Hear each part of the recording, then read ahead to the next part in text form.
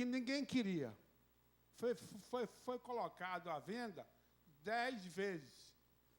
E ele foi o 10º a comprar. E fundou uma igreja ali. E a igreja prosperou e está prosperando.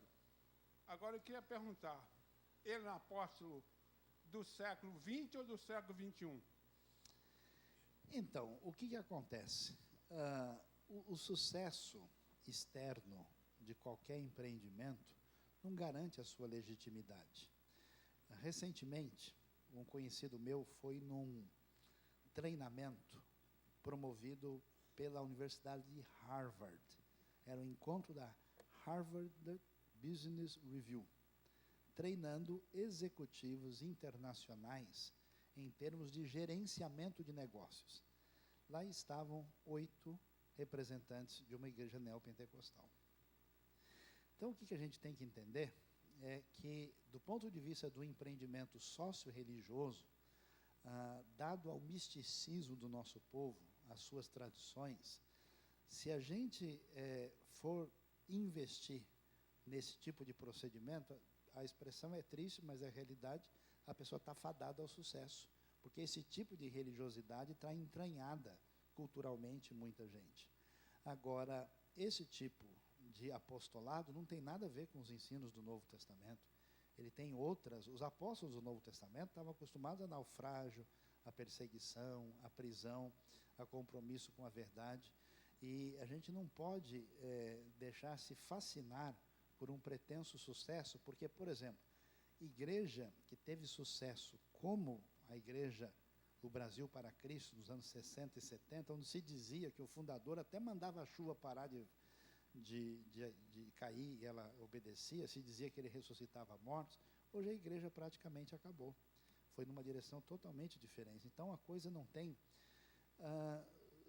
possibilidade de sustentação. E para um debate, não compensa fazer um debate assim, porque o debate ele tem 2 tipos. Ou é um debate do tipo que a gente vê nos programas, vamos dizer, de televisão que pretende acirrar o ânimo das pessoas, né? E aí você vê, na verdade, um exaltado contra o outro, e parece aí o UFC das palavras, e isso, né, não convém. Ou você tem um debate de ideias, e para ser debate de ideias, a pessoa, de fato, tem que trabalhar com argumento, com conhecimento, com referência, porque aí a coisa não funciona e não vai dar bom resultado se a coisa não for feita de maneira fundamentada, adequada. A maior parte das pessoas envolvidas com esses movimentos tem pouquíssimo conhecimento de línguas originais, de exegese, de teologia, de história, realmente vai apelar para uma pretensa autoridade pessoal. E aí não funciona. Então, eu não sei se é do 20 ou do 21, pode ser que em alguns casos seja até do 7-1, então é complicado. Pergunta aqui. Mais 2 perguntas, pois não. A primeira pergunta é a seguinte: a igreja primitiva ali, a atitude de eleger um apóstolo, foi uma precipitação, foi adequado àquela decisão dela? Essa atitude dela de eleger um apóstolo por decidir, foi adequada ou foi uma precipitação? Porque Matias não teve nenhuma expressão depois.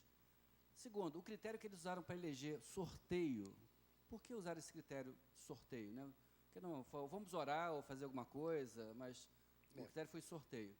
E a terceira pergunta é a seguinte: em Atos 14, que você mencionou, então, João Ferreira de Almeida usou a expressão apóstolo, mas falou que não é a expressão mais adequada ali, porque não se referia aos apóstolos.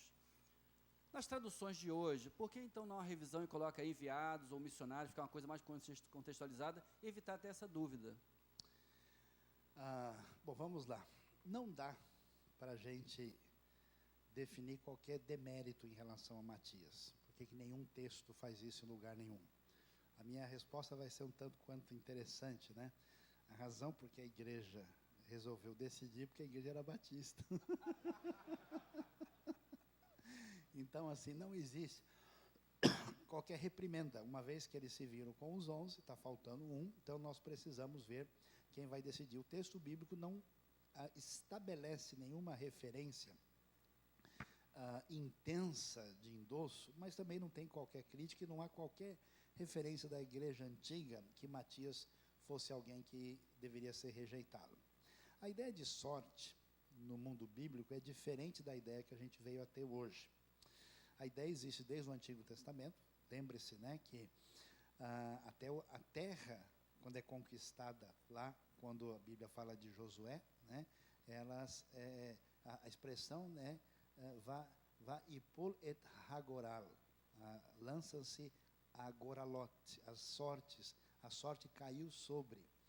E a ideia por trás disso é a seguinte: como Deus é o Senhor do universo, e a gente crê que Ele está no domínio de tudo, então o que a gente faz? A gente entrega a situação para Ele e lança-se a sorte, entendendo que Ele vai conduzir isso.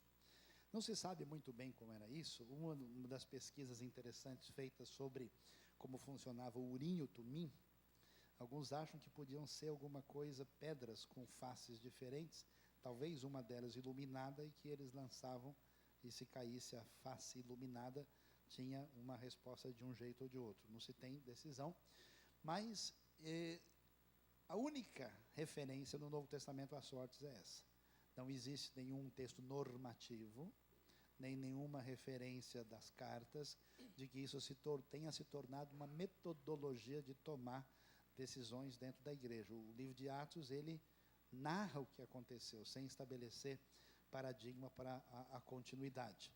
Então, nesse sentido, a ideia seria invocar a ação soberana de Deus sobre o processo. O texto de Atos 14, a palavra grega é apóstolos. Então, é difícil a gente, porque a palavra em português tem um sentido único, no grego tem um sentido duplo.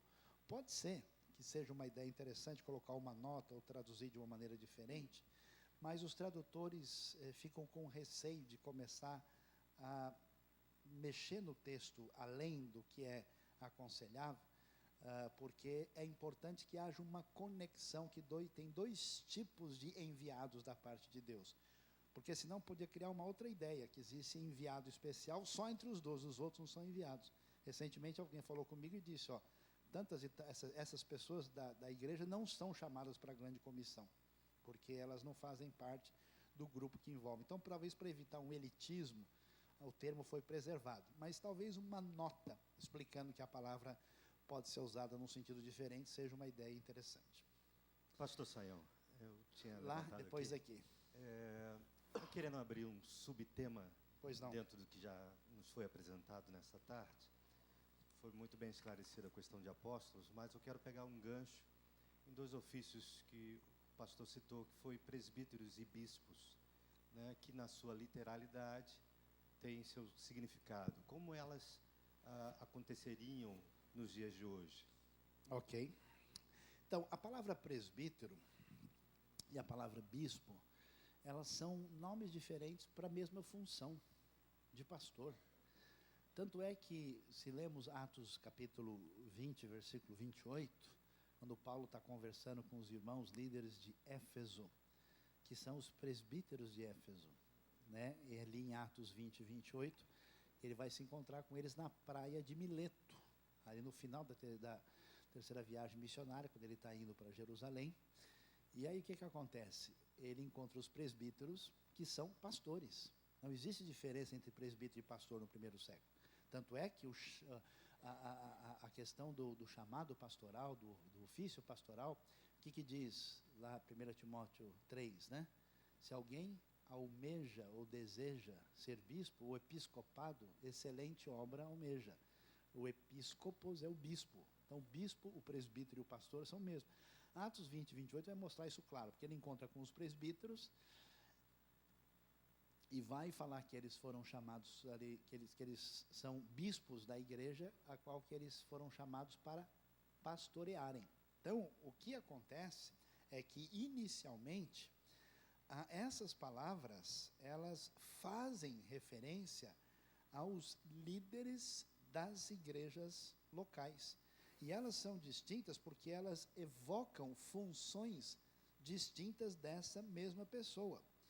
Olha aqui, ó. Portanto, tende cuidado de vós mesmos, de todo o rebanho sobre o qual o Espírito Santo vos constituiu bispos, para pastoreardes a igreja de Deus, quando ele encontra, verso 17, os presbíteros de Éfeso. Então, a novidade, talvez, para muitos de nós, é que as igrejas do Novo Testamento sempre têm liderança pluralizada. Eles têm os presbíteros da igreja de Éfeso. Nesse sentido, existe um pastor principal que é apoiado por outros ministros e pastores que estão atuando aí. O problema é que depois, no segundo século, terceiro século, à medida em que a igreja foi ficando cada vez mais romana na sua estrutura, aí essas palavras vão se tornando, tendo outro significado, né? O bispo se torna uma pessoa acima do líder da igreja local, até que se concentra, até que um dia que o bispo de Roma achou que ele tinha mais poder que todo mundo. Bom, aqui temos mais uma última pergunta, que o nosso tempo já deu, e temos que encerrar. Mesmo que na Bíblia, ou do ponto de vista exegético, pastor, bispo e presbítero seja a mesma coisa, nos nossos dias, isso é reconhecido como uma espécie de status. Sim. Presbítero, pastor e bispo. Nesta mesma direção, pergunto se o apóstolo não seria uma forma daquele pastor que a igreja cresceu, e então ele tem auxiliares, ele vira bispo, aí depois tem mais auxiliares e vira apóstolo, sem querer induzir a conversa para um nível de sinceridade maior. A pergunta que eu faço é, nós temos o pastor Joaquim, que é apóstolo, pastor Batista.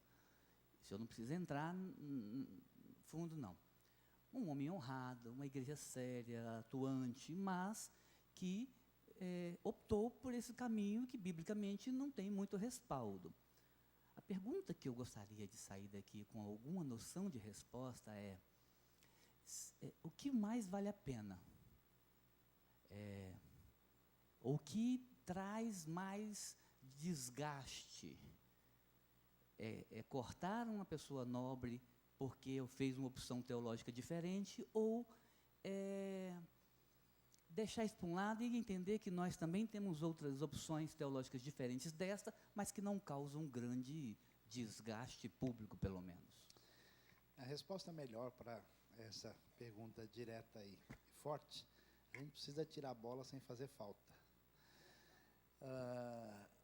É claro que uma pessoa pode ser excelente, honrada, maravilhosa, ter vários atributos que o dicionário é pouco para enumerá-los, mas não quer dizer que todas as atitudes dessa pessoa são necessariamente positivas e edificantes. É aquela pessoa, né, que saiu da loja e não percebeu que a etiqueta laranja está nas costas. E ele está andando, está todo mundo olhando rindo para ele, está achando que está rindo de alegria, mas ele está transmitindo uma mensagem que ele não está sendo bem compreendido. Então, se eu quero entender que a minha realidade, ela diz respeito a mim, a minha comunidade, a minha denominação, os meus irmãos, se eu mandar uma mensagem muito diferente disso, eu vou estar comunicando inadequadamente e criando uma relação de atrito desnecessária.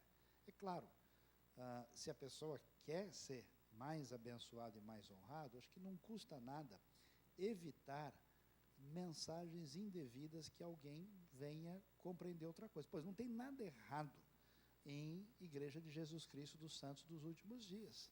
Mas se eu botar uma placa dessa na minha igreja, a minha igreja é de Jesus Cristo, é dos santos, e ela também acredita nos últimos dias.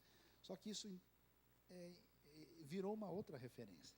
Se alguém abrisse uma igreja há 10 anos atrás e colocasse na porta da igreja, aqui há esperança para todos, e colocasse um arco-íris, é uma bênção. Se ele fizer isso hoje, ele pode ter N outras interpretações que não serão as mais adequadas possíveis. Então, nesse sentido, acho que uma conversa boa, uma interação adequada pode ajudar a gente comunicar adequadamente as coisas sem causar dificuldades desnecessárias.